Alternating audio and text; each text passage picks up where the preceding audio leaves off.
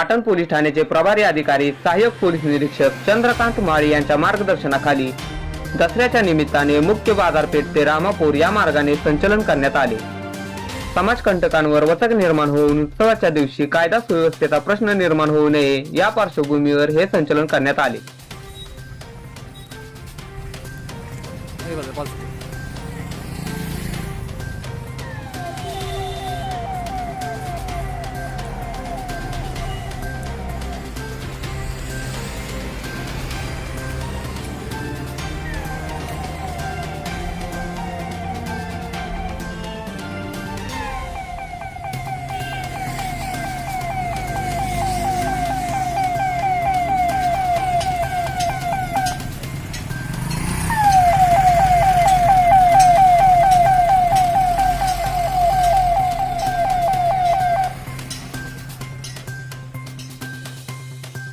पाटण प्रतिनिधी महेश मुळे।